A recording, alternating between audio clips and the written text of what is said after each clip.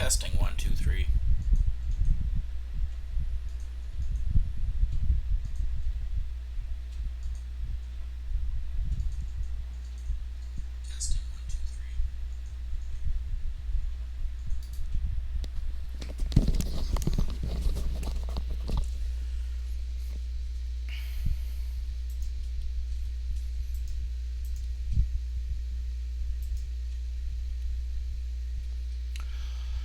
Ian Livingstone, The Forest of Doom, Fighting Fantasy. You follow the huffing and puffing old man in his tattered robes up the spiral staircase to a large room at the top of a tower. Shelves, cupboards, and cabinets line the walls, all filled with bottles, jars, weapons, armor, and all manner of strange artifacts. As Tromo shuffles past the general clutter and slumps down in an old oak chair, he reaches into his top pocket and pulls out a fragile pair of gold-rimmed spectacles. Placing these on his nose, he picks up a piece of slate and chalk from a table next to his chair and begins to write frantically. He then hands you the slate. Potion of healing, 3 gold. Potion of plant control, 2 gold. Potion of stillness, 3 gold. Potion of insect control, 2 gold. Potion of anti-poison, 2 gold. Holy water, 3 gold. Ring of light, 3 gold.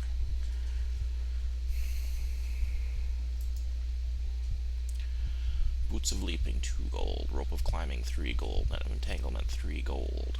Armband of strength, 3 gold. Glove of missile dexterity, 2 gold. Rod of water finding, 2 gold. Garlic buds, 2 gold. Headband of concentration, 3 gold. Fire capsules, 3 gold. Nose filters, 3 gold. He tells you that all the instructions for use are written clearly on the labels attached to the items, together with their suggested use. He sighs and tells you that unfortunately the magic in the items only works once, but they are the best you can buy for the money. Tromo then asks you for the reason for the purchase of the items, and you tell him your story and your decision to continue the quest of the luckless Big Leg. Ah yes, Tromo says slowly, rubbing his chin. I heard that the good dwarves of Stonebridge had lost their fabled warhammer. Without it, their king is unable to rouse his people, despite the fact that the hill trolls threaten his village. Rumor has it that an envious king of another village of dwarves sent an eagle to Stonebridge to steal the hammer, which it managed to do. But as it flew over Darkwood, it was attacked by deathhawks, and the hammer dropped into the forest and was lost. Apparently 2 gold forest goblins found the hammer, but could not decide who was to keep it. They wrestled for hours, but gave up, when they discovered that the handle unscrewed from the head, and the argument was settled. One kept the head, the other kept the handle. When they parted, each happy with his new treasure. Who knows if they still have them? I am afraid your problems are doubled. I can tell you that the head is made of bronze, and the handle is made of polished ebony. Both head and handle have the letter G inscribed on them. Your task is not easy. Good luck. You thank Tromo and leave the room by the spiral staircase. Turn to 177.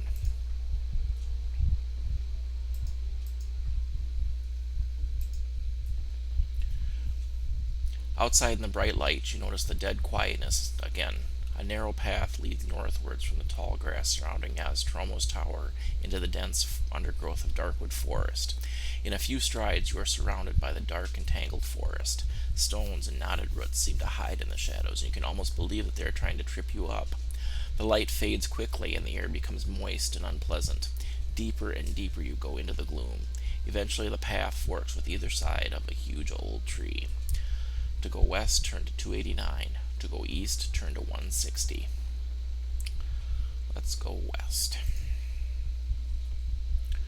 The narrow, overgrown path continues to weave its way through the crowded forest. Strange animal cries echo through the trees.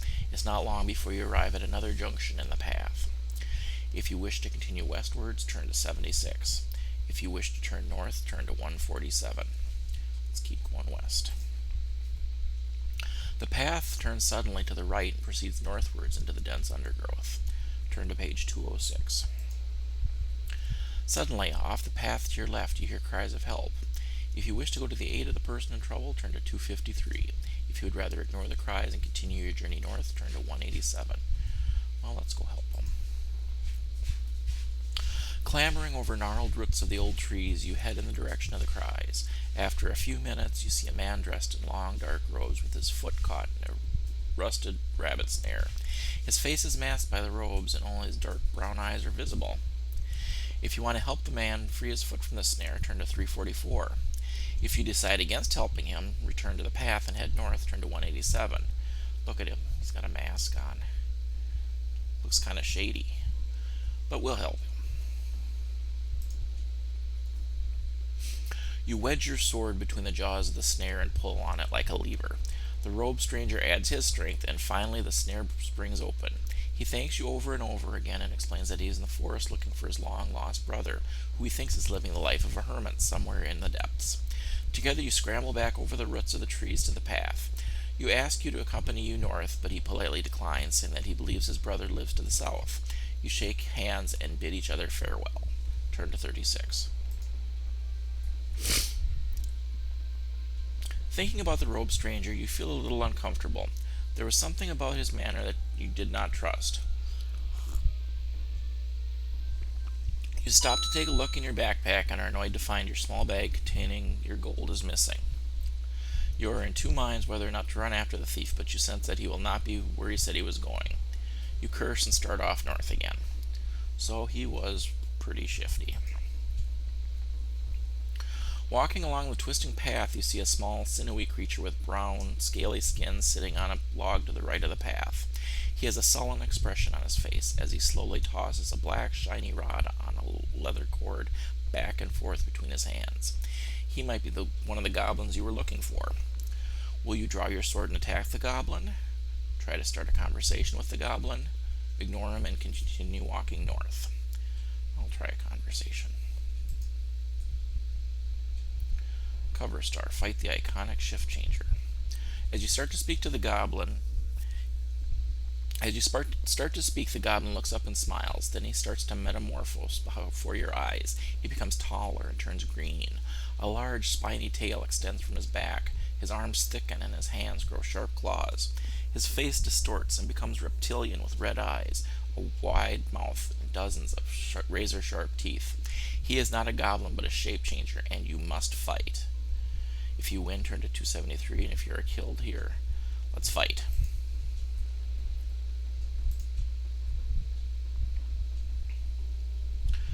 You both miss.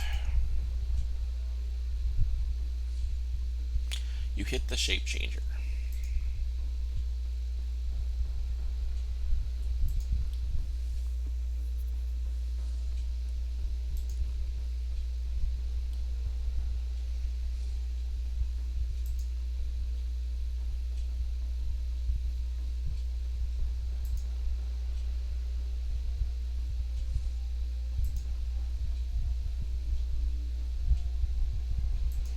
Boy, this game rolls a lot of ties.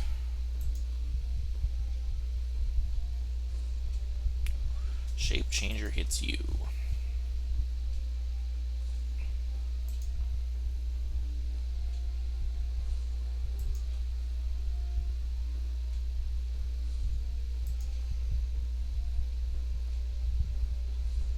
Boy, I am just starting to get spanked here.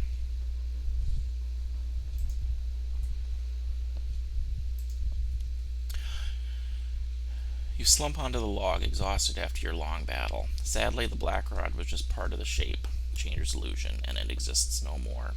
However, you notice some violet mushrooms growing behind your log. They are unfamiliar to you, but they look tasty. If you wish to eat some of the mushrooms, turn to 308. If you would rather continue north, 148. Let's eat some. On eating some of the mushrooms, you feel a great turmoil inside your body. You think you might be turning into a shape changer. At last, you are relieved to feel the turmoil dying down. You have not become a shape changer, but you have eaten mix-up mushrooms. Your skill score now becomes your luck score, and your luck score becomes your skill score. Feeling a little odd, you set off north again. The path continues north, and you soon reach another junction. If you wish to continue north, turn to 97. If you wish to go east, turn to 20. Let's keep going north. The path leads ever northwards, but at last the trees are beginning to thin out and appear less menacing as daylight streams through between them. On the right-hand side of the path, you see an old oak chair covered with moss. If you have provisions and wish to eat, sit in a chair and rest and eat, turn to 328. If you would rather press on northwards, turn to 118. I don't think I bought any provisions. How can I see? I do have provisions. No money.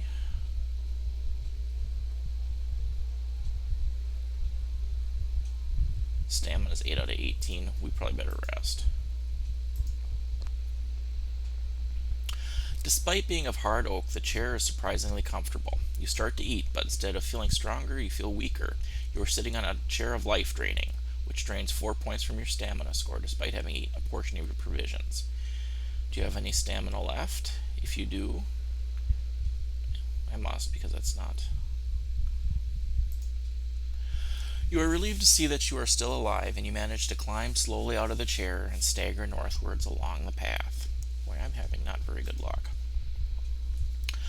The path eventually emerges from the trees onto a vast plain.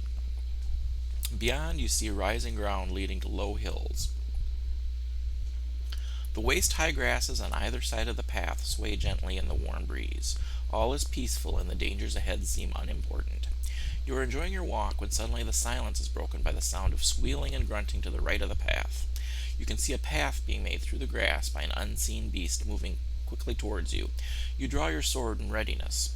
A few yards ahead of you is a large, brown, pig-like creature bursts out onto the path and halts there. It has 2 long tusks protruding from a short, stubby snout. Steam rises into the air from its sweating body. Its small eyes look at you before it puts its head down to charge at you. It is a wild boar. You must fight.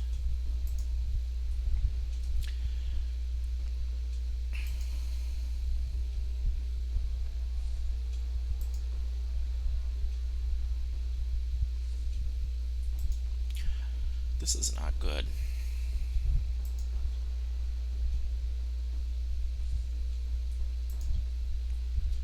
If you win, turn to 174. As you draw your sword from the carcass of the wild boar, you wonder what made it attack you. In the distance, you hear the sound of barking dogs. Perhaps it was being hunted, and being trapped made its last stand against you.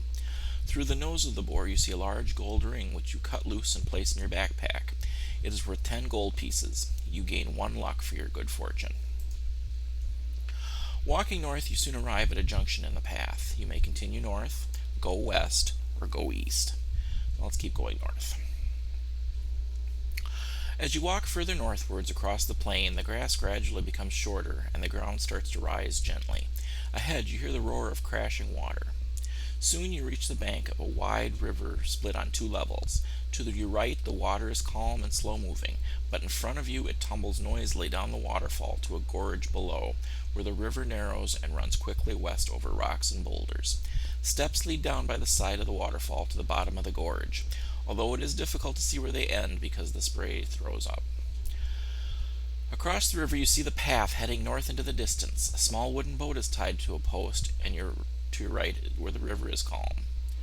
Will you walk down the steps to the base of the waterfall, or row the wooden boat across the river? Let's use the steps. You walk down the slippery stone steps to the bottom of the waterfall. You look up and see a magnificent rainbow reflected in the spray. It is dark in the gorge and impossible to see through the wall of water where the steps end. If you wish to walk through the sheet of water, turn to 181. If you wish to climb back up the stone steps, turn to 326. Let's walk through the waterfall. You walk along the steps through the waterfall into a large cavern where there is a pool of still water. The steps run around the side of the pool, and there is a stone table and chair on the far side. You go to the table and see fish scraps laying on it. Suddenly you hear a noise of splashing behind you. A strange creature climbs out of the pool and advances towards you, armed with a trident. His legs are like a man's, but his face and torso resemble a large green fish with bulbous eyes. His arms are like yours, but are covered with large scales. He is a fishman, and you must fight him. Time to fight.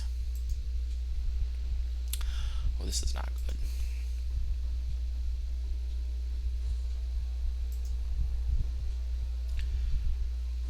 Uh-oh. You are overcome by your enemies. Ouch. If you are killed, you are dead. You have been beaten by Darkwood Forest, the Forest of Doom. The end.